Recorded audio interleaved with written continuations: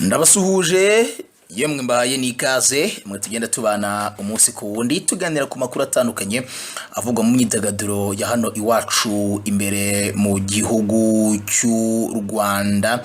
Nitwa Romeo Janvier, tubana umunsi ku wundi tugira gucya tukaniganira ku makuru atandukanye avugirwa mu myidagaduro ya hano iwacu imbere mu gihugu cy'u Rwanda.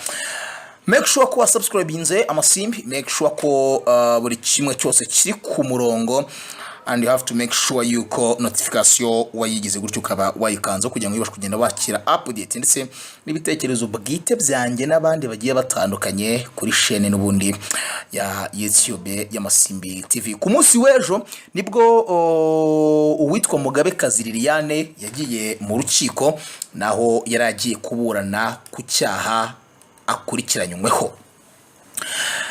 Ni icyaha gikomoka ku mashusho yashyize hanze cyangwa se ku ifoto yagaragaye hanze yambaye mu buryo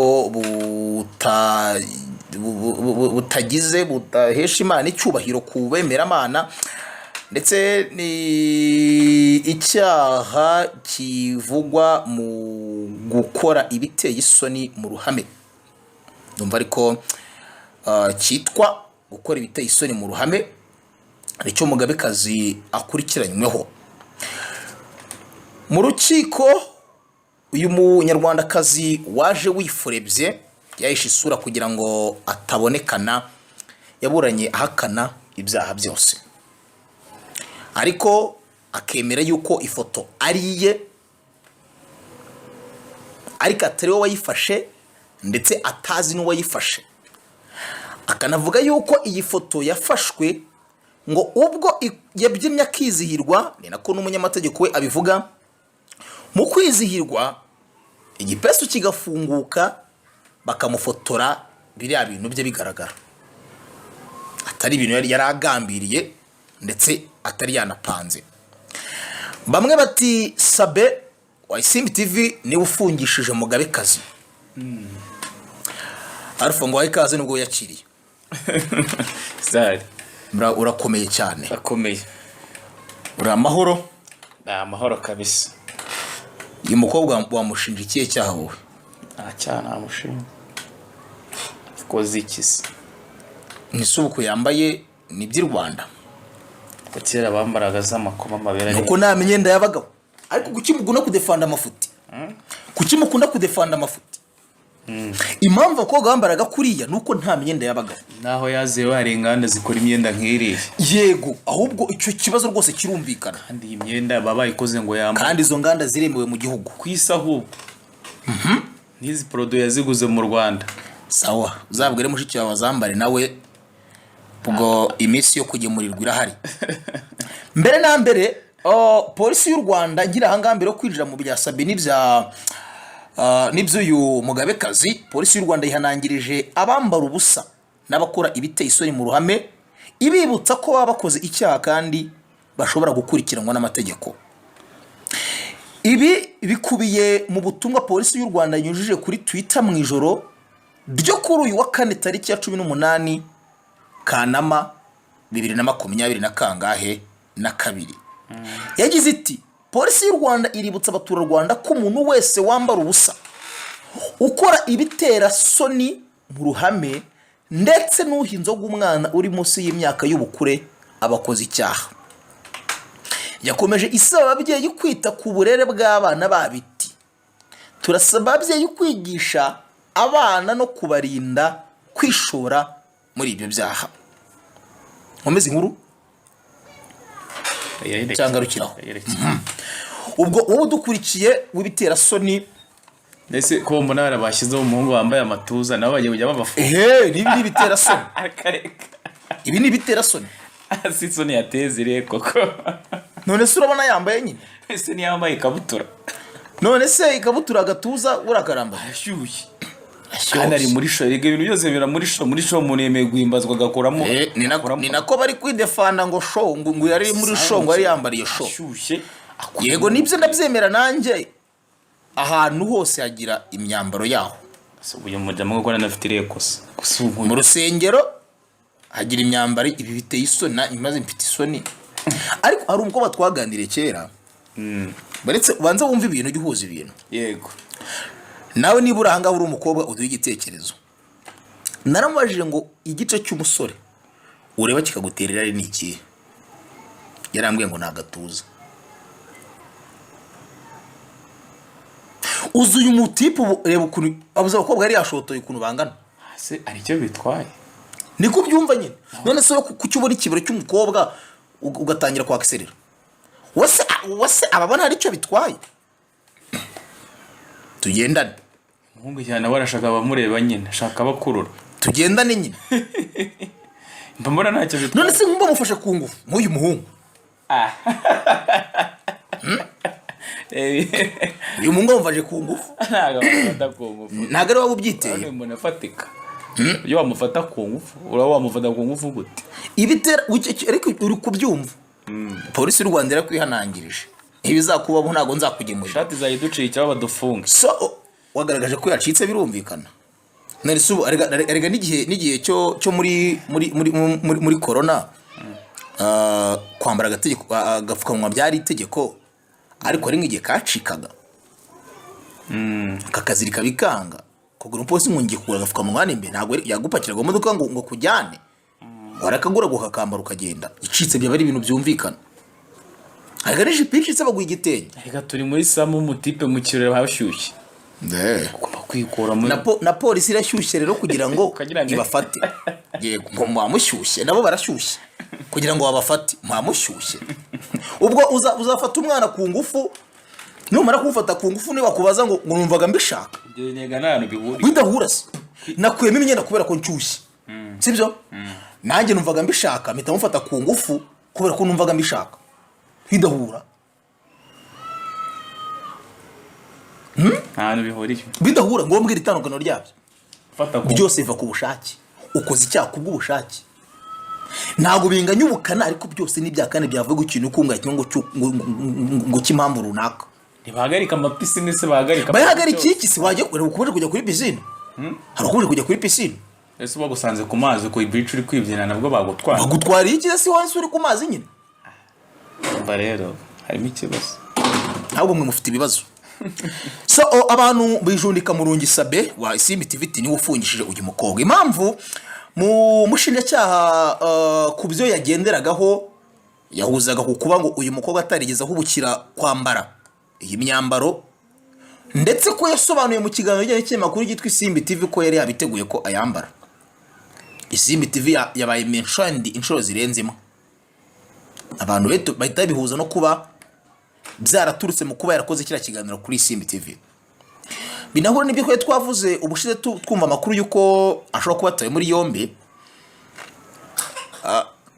kwirata ibigwi bitari byiza mu ruhame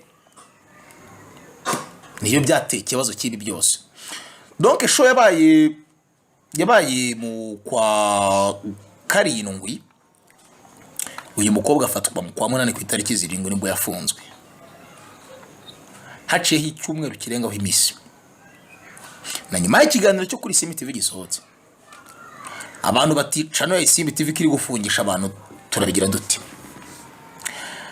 bigeze gushinza Sabe gufungisha Ndimbati none n'ubu ngo bashinije Sabe gufungisha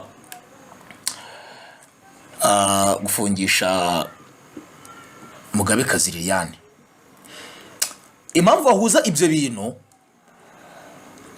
Sabe ni platform nini ni hamwe ikintu akoze rimwe gisakara igihugu ni umuntu mwiza wo kwifashisha kugira ngo utange ibitekerezo byiza ni n'umuntu mubi mu gihe watangiye ibitekerezo bibi amategeko agukurikirana byihuse nimba Sabe ahostinga umuvugizi wa RIB exclusive interview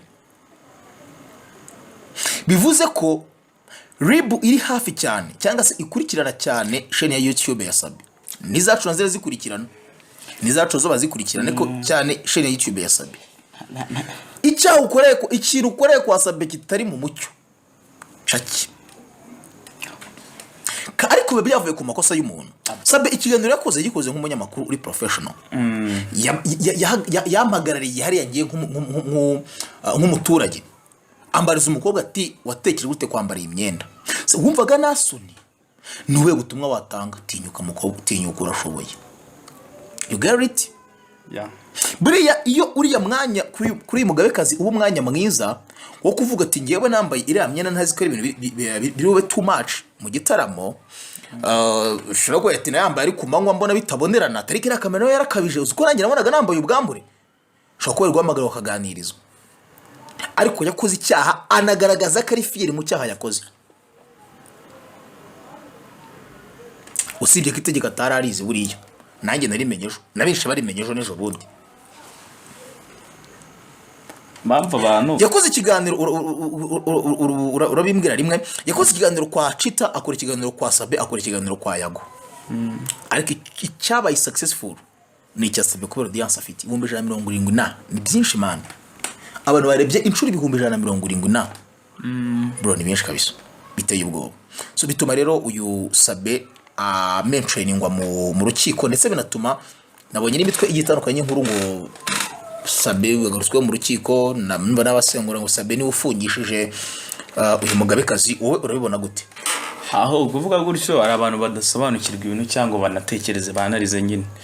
Niba wumva abavuga ati Sabe bamutanze ku ruhande rumwe, umuntu winjije yabyumva gutyo cyangwa udasobanukiwe. Ariko nanone byo ahubwo nyine aho yakoreye ikiganiro kwa Sabe ni uhatumye akurikirana, ntabwo ari Sabe wamagaye ngo muze mutwara umuntu.